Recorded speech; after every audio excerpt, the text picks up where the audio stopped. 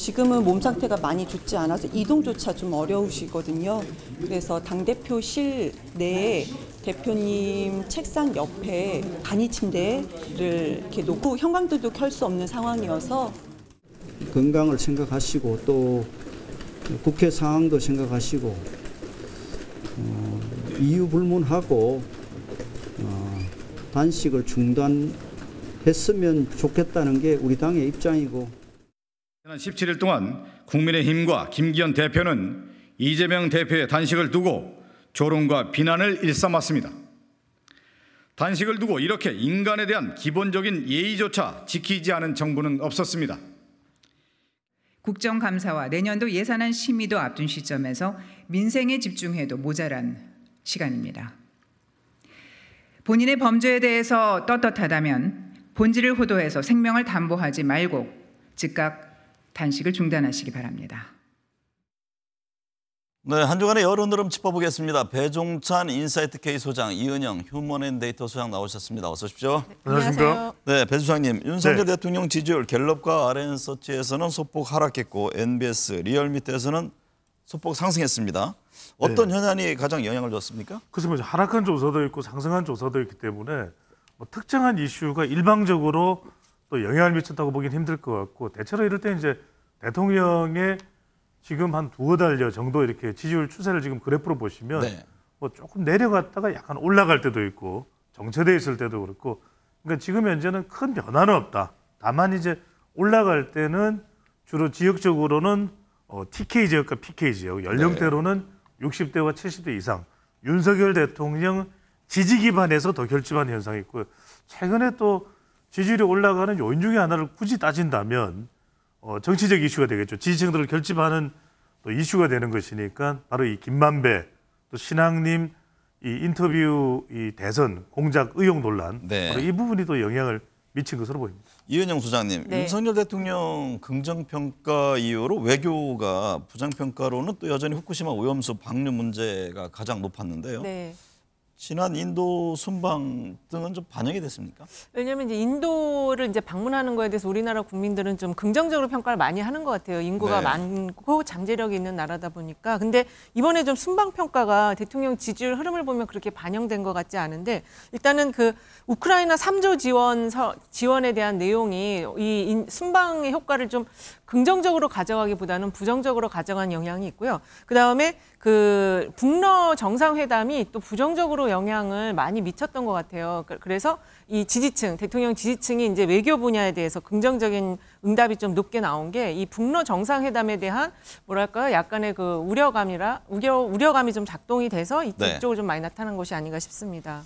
배 소장님, 갤럽 조사를 보면 보수 진영이 강세인 부산 경남에서 윤석열 대통령 지지율이 후쿠시마 오염수 방류 전에는 40%대를 기록했지만 방류 후인 9월부터는 30%대로 하락해서 답보 중이다, 이런 분석인데요. 최근에 이제 윤 대통령 부산 행보도 잦아지고 있습니다. 이게 PK 민심 감안한 움직임일까요? 꼭 그렇게 그래서 부산을 많이 갔다 이렇게 우리가 단정할 수는 없습니다. 대통령실의 이 동선 결정과 그것의 이유를 따져서 우리가 확인할 수는 없는 길이니까요. 하지만 그럼에도 불구하고 부산을 왜 갈까? 다른 지역보다도 대통령 지지 기반 중에서 경제적 영향을 많이 받는 곳이 부산입니다. 그러니까 후쿠시마 오염 선거에서도 중요하죠. 부산 중요한데 이제 인구도 많고. 그렇죠. 이제 부산 같은 경우에는 후쿠시마 오염수의 영향도 있을 수 있고 다른 영향도 있을 수 있고 또 하나는 방금 전에 아세안 또 인도 순방도 이 부산 엑스포를 유치하기 위한 그런 대통령의 일련의 노력도 있거든요. 근데 흥미로운 건 여러분들, 부산이 왜 그럴까? 바로 이 포인트입니다. 지난 대선에서 어떤 분석에서는 서울에서 윤석열 대통령이 많이 득표하면서 대선에서 승리할 수 있다 이렇게 하지만 PK 지역이 지난 대선에서 상당히 중요한 역할을 했습니다. 왜? 2017년 대선에서는 부산에서 가장 많이 득표를 했던 후보가 문재인 후보였거든요. 홍준표 후보가 아니라. 그래서 이번의 경우에는 지난해 대선에서는 윤석열 후보가 PK 지역에서 가장 많이 득표했다. 그렇다면 역시 마찬가지로 국정 운영도 그렇고 내년 총선을 봐도 상당히 중요한 지역이 될 수밖에 없기 때문에 그만큼 신경을 쓰고 있다고 봐야 되겠죠. 갤럽 조사를 보면요. 윤석열 대통령 지지율이 전주 대비 소폭 하락했고 국민의힘과 민주당 지지율도 소폭 하락을 했습니다. 네. 그러니까 민주당 입장에서 어떤 반사 이익이 없었던 건가요? 그러니까 전체적으로 보면은 대통령은 이제 순방 기간이었고 그다음에 그 이재명 야당의 대표는 또 단식 기간 중이어서 각자의 길을 가면서 지지율에 정체되는 그런 모습을 보였다고 좀 정리할 수 있는데 그런데 이제 그 세부 지표로 들어가면 변화는 좀 있었어요. 네. 그 대통령 지지율과 관련해서 60대, 70대가 굉장히 큰 폭으로 좀 하락을 했고요. 또 서울 지역이 지지율이 지금 대통령 긍정평가 27% 나왔거든요. 네. 중도층은 20%가 나와서 지금 이 보수 정체성 논란이 이 내부의 세부 지표상에서는 큰 폭의 어떤 보수층의 하락을 가져왔다. 그리고 중도층도 하락하는 그런 흐름을 가져왔다. 이렇게 정리할 수 있겠습니다. 배 수장님, 지금 네. 오랫동안 저희들이 이제 여론 분석을 하는데 거의 양진역에 고착화되어 있는 지지층은 우리가 읽을 수가 있습니다. 그렇습니다. 중도층의 움직임이 어떻게 될 것이냐 관심인데 정당 지지율을 보면 무당층 비율이 여전히 30%대로 높습니다. 이 높은 무당층 비율이 내년 총선에는 어떤 영향을 줄까요? 그 결정을 짓는 승부처가 이 무당층이라고 봐야 되겠죠. 네. 왜 무당층이냐면은 지지하는 정당이 없다는 것인데 이들 비율이 높은 이유는 뭐냐면은 기존 정당에 대한 대실망입니다. 그러니까 이제 지지하는 정당이 없다니 무당층은 투표하러 가지 않을 수도 있습니다. 네. 하지만 또 한편으로는 아이고 내 한 표가 소중한데 내 한 표를 통해서 차기 국회의 지형이 결정되는데 이렇게 생각하면 또 투표하러 간단 말입니다.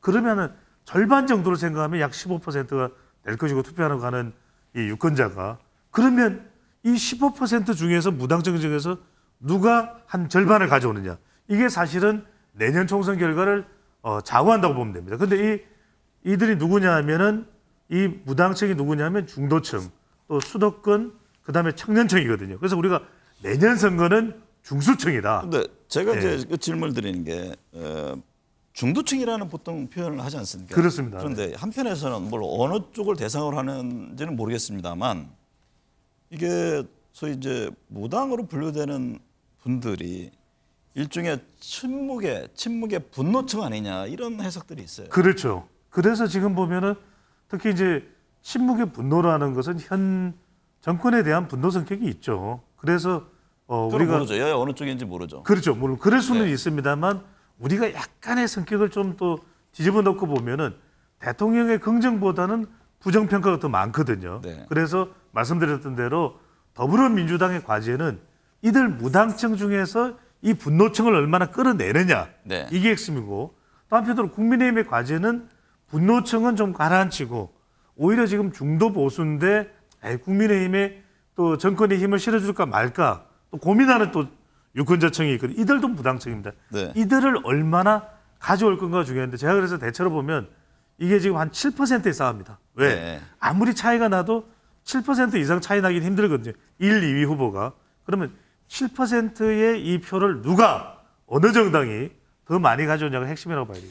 이은영 소장님, 네. 이 높은 무당층 비율, 수치로 나타나는 이 무당층 비율이 내년 총선까지 이어질까요? 아니면 점차 양 진영으로다가 분류가 될까요? 무당파층은요, 이제 선거가 가까워지면은 이합 집산을 다시 시작을 합니다. 네. 특히 이제 지금 그 이재명 대표 단식 이제 종료가 되는 시점 이후에 추석 연휴 지나고 나서부터는 선거 국면으로 이제 전환이 되거든요. 무당파층도 이동을 하는데 제가 보기에 전체가 다 이동한다기보다는 무당파 지금 한 30% 정도 중에서 한 절반 정도는 방향성을 가지고 가는데 그것이 국민의힘보다는 민주당으로 가는 방향성이 조금 더 강한 것으로 지금 좀 데이터상에는 나타나고 있습니다. 네. 윤 대통령이 국방부, 문체부, 여가부 3개 부처 개각 단행했습니다. 네.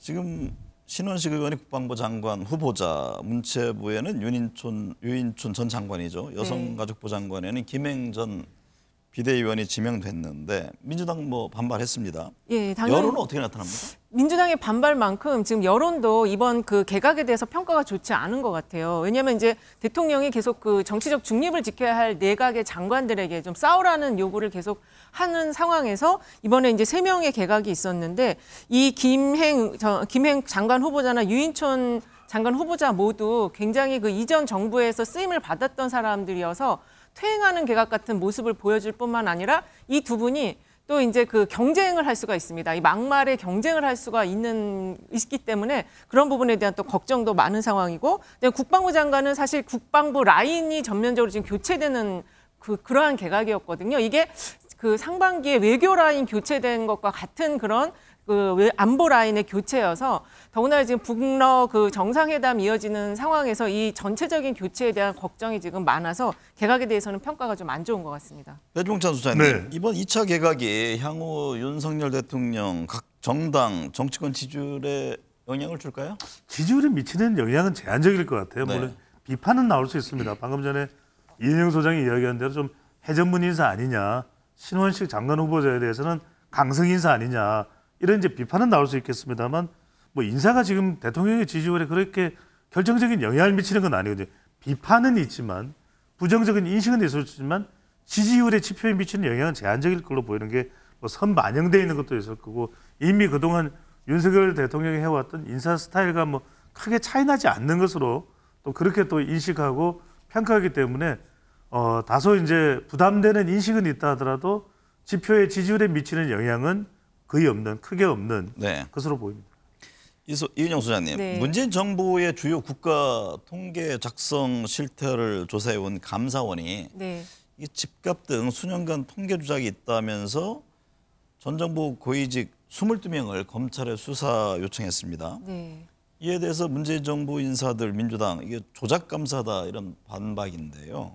이 문제는 정치권에 어떤 영향을 줄까요? 그러니까 좀 전에 그 전재수 의원께서 이 감사원이 왜 조작 감사라고 민주당에서 지금 이렇게 이야기를 하는지에 대한 그 과정을 좀 설명을 해주셨는데요. 네. 사실은 이게 지금 정권 2년 차에 들어서 전 정부에 대한 그 22명, 특히 이번에는 그 정책 라인에 4명의 실장들이 다 들어가 있어요. 그래서 네. 지금 이 시기에 이렇게 수사를 다시 22명씩 대규모로 하는 것이 적정한 것이냐. 그리고 그 문재인 대통령 SNS에 대해서 그것에 대한 반박을 했는데, 현실 정치에 전 대통령을 다시 또 끌어들이는 것이 맞느냐. 지금 대통령실의 반응이 더 걱정스럽습니다. 왜냐하면 이게 분식 통계다. 그리고 회계 조작을 이대로 내버려두면 우리도 공범이 된다. 이렇게 이야기를 해서 대통령실의 반응이 좀 더 격앙되고 이거를 더 아주 수사를 강하게 하겠다는 의지를 표명하고 있어서 네. 이게 그 하반기에 경제도 어려운데 좀 국민들이 볼 때는 상당히 걱정스러운 대목이다. 이렇게 볼 수 있을 것 같아요. 배 소장님, 네. 감사원의 문재인 정부 통계 조작 의혹에 대한 여론의 반응은 어떻게 나타나고 있습니까? 뭐 당장 이제 여론조사 결과가 있는 건 아닙니다. 그런데 이제 데이터상으로 보면은 이렇게 우리가 유추해서 분석을 해볼 수는 있을 것 같아요.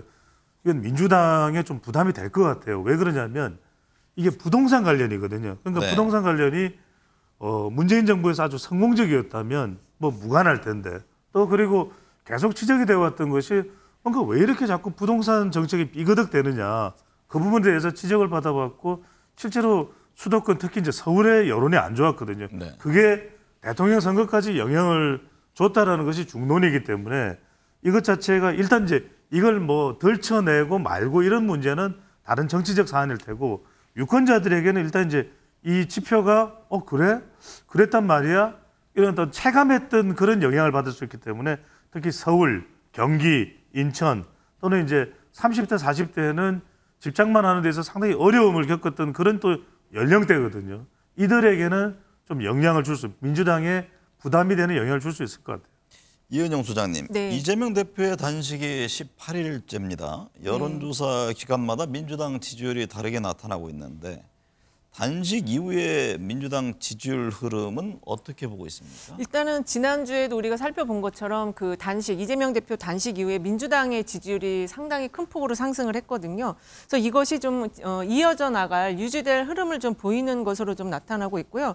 그리고 조원 C&I 여론조사를 보면은 이 대표에 대한 단식이 적절하다가 47%, 적절하지 않다가 49%가 나왔는데, 네. 요거를 이 조원 C&I 정당 지지율과 이렇게 매칭해서 비교를 해보면 민주당 지지율은 45.5, 국민의힘은 37.0이 나왔어요. 그래서 이 민주당의 정당 지지율이 이 적절하다는 거와는 유지가 되는 선인데, 국민의힘 정당 지지율이 부적절하다는 이 49%를 지금 받아안지 못하고 있는 상황이어서, 그래서 이 지금 여당의 대응이 좀 적절하지 않다고 지금 보고 있는 거 아닌가. 왜냐하면 단식에 대해서 이제 좀 가서 좀 위로의 말도 하고 약간 통합과 화해의 어떤 그런 제스처를 취해야 되는데, 이번 대통령 부정평가 안 해도 그 통합이나 협치가 부족하다는 게 3% 나왔거든요. 그래서 그런 흐름 속에서는 오히려 여당이 이 국면에서 좀 역할을 제대로 못하고 있다 이렇게 평가할 수 있을 것 같아요. 배종찬 수장님, 네. 이제 18일 되니까 건강 등 여러 이제 우려들도 나오는데 김기현 대표가 단식을 중단하고 여야 대표회담을 하자 네. 제안을 했습니다. 근데 민주당은 뭐 단식장에 오지 않고 어떤 순수성 이런 부분에 대한 의구심을 제기하고 있는 상황인데 단식 전국 문제는 어떻게 풀어가야 할까요? 좀 더 적극적으로 풀어야 될 것 같아요. 왜냐하면 네. 결국은 단식이든 아니면은 국민의힘에서 호응하지 않는 것이든 다 국민을 위한 방향인지는 모르겠어요. 그렇다면은 방금 전에 이현영 소장이 잘 분석을 했지만 이재명 대표의 단식이 내부 결집을 하는 데는 상당히 효과가 있습니다. 그런데 갤럽 조사나 MBS 4개 여론조사기관, K스테이트 리서치를 4개 여론조사기관이 하는 조사를 보면은 지지율에 별 진전이 없어요. 그리고 지지율이 조금 결속이 됐다가 외연 확장까지 되는 건 아니거든요. 네. 그 이야기는 뭐냐면 단식이 가져오는 효과도 결국 내부 결속 정도의 제한적이다라는 상황이라면 좀 김기현 대표도 이런 걸 SNS 할 게 아니라 직접 찾아가는 거죠. 네. 찾아가서 이 대표 건강을 해칩니다. 우리 얼른 건강 회복해서 민생 연합 논의합시다. 이렇게 왜 찾아가지 않고 있다고 보세요?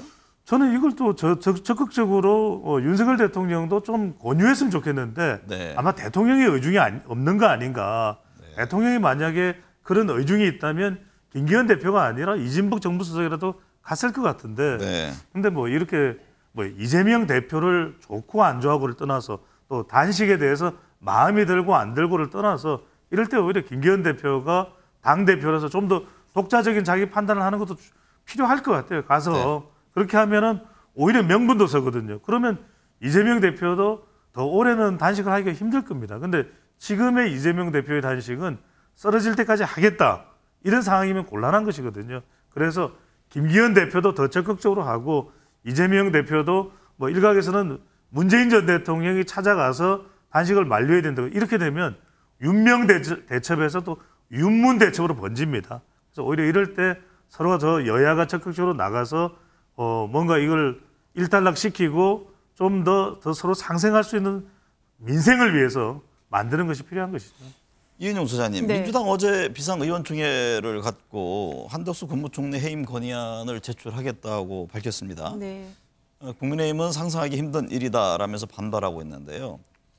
이게 하나의 어떤 그 새로운 변화의 계기가 될 것으로 보세요? 아니면 더 격화될 것으로 보세요? 일단은 이제 그 이재명 대표 단식이 당내 지지층의 결집과 함께 당내 의원들의 결집도 가져왔어요. 그래서 그 결과의 내용물로서 어저께 이제 국무총리 해임안과 함께 5가지 결의를 했거든요. 그런데 이게 재밌게 당 지지층에는 이게 좀 그대로 액면 그대로 투쟁력을 강화하는 흐름으로 받아들여지지 않는데 그게 왜 그러냐면 그 전에 KBS에서 단독 보도한 그 당내 전략을 담당하는 부서에서 만든 그 보고서 그게 그 체포 동의안 처리에 대한 거를 담은 보고서였거든요. 네. 근데 그 보고서 내용이 이제 2가지 방향인데 하나는 이재명 대표가 당내 의원들한테 친전을 보내서 가결을 해달라고 요청해서 이 국면을 정리하는 것과 또 하나는 50명의 민주당 의원이 들어가서 국민의힘이 가결을 시켜서 뭔가의 책임을 떠넘기는 이 2가지 방향성을 제시하면서 참 딜레마의 국면이다 이렇게 정리한 보고서여서 이 당내 지지층이 볼 때는 이 나온 결의안이 과연 정말로 싸우려고 하는 결의안인지 아니면 이 현재 결집된 당내 지지층의 분위기를 좀 무마하고 넘어가 보려는 위기 국면에 있던 결의안인지 지금 2번째로 보는 것 같아요. 그래서 이 의원들의 입장이 굉장히 지금 난처한 상황이다 이렇게 정리할 수 있을 것 같습니다. 좀 짧게만 말씀드리면은 지금 더불어민주당이 상당히 이 윤석열 정부에 대해서 뭐 격노하고 있고 격분하고 있는 정서로 읽힙니다. 근데 그렇다고 해서 뭐 해임 건의안을 국무총리 해임 건의안을 뭐 제출한다든지 또 최근에 이제 이종섭 장관 같은 경우에도 탄핵을 발의하려다가 이제 물러났기 때문에 사퇴를 하는 것으로 돼 있기 때문에 이제 멈췄는데 조금 선택과 집중을 할 필요가 있을 것 같아요. 너무 이게 많으면 국민 여론도 이게 뭐 너무 이게 뭔가 많이 나오고 특검법도 많이 나오고 이제 필요한 건 해야 되겠죠. 네. 근데 이게 저는 좀 선택과 집중. 한덕수 국무총리 해임 건의안 이게 그럼 한덕수 총리 해임 건의에서 얻을 수 있는 정치적인 효과는 뭔가 이렇게 생각해 보면 오히려 이럴 때일수록 더불어민주당은 어떤 선택과 어디에 좀 집중을 해야 될지 이걸 더 판단을 하는 게 좀 필요할 것 같아요. 김기현 대표가 최근 후쿠시마 오염수 방류의 우려를 나타낸 가수 재벌인 멤버 김윤아 씨죠? 저격했습니다. 네, 그렇습니다. 자우림. 이를 두고서 한 주간 논란이 이어졌는데 여론은 어떻게 나타나고 있습니까? 뭐 여론조사 결과가 있지는 않습니다. 그런데 뭐 빅데이터 상으로 보나 이런 발언 자체가 상당히 부적절한 것이죠. 왜 그러냐면은 그냥 상호 존중하면 될 일입니다. 네. 그리고 자우림 김윤아 씨가 소속되어 있는 이 자우림의 소속사에서도 환경 문제에 대해서도 또 이야기를 한 것이다. 또 한편으로는 김윤아 씨가 어떤 개념 연예인이다 이런 걸 가지고서 뭐 발언을 했더라도 그냥 그대로 뭐 존중하면 되는 거죠. 아니면 또 다른 생각을 가질 수도 있는 거고. 최근에 마찬가지로 대장금의 이영애 배우는 이승만 기념관에 또 기부금을 낸다고 하지 않습니까? 그건 또 그대로 존중하면 됩니다. 아, 네. 그런 의견이 있구나. 이렇게 생각하면 되는데 이걸 정치 쟁점화해 버리면은 이걸 바라보는 젊은 세대들, MZ 세대, 또 무당층, 중도층, 수도권표 다 달아나요. 굳이 이럴 필요 없습니다. 그래서 드리는 말씀이 뭐냐면 이건 지금 이런 연예인들의 발언에 대해서 정치적으로 접근을 하면 국민의힘 내부에서도 이야기하는 대로 저는 이런 평가를 하고 싶습니다.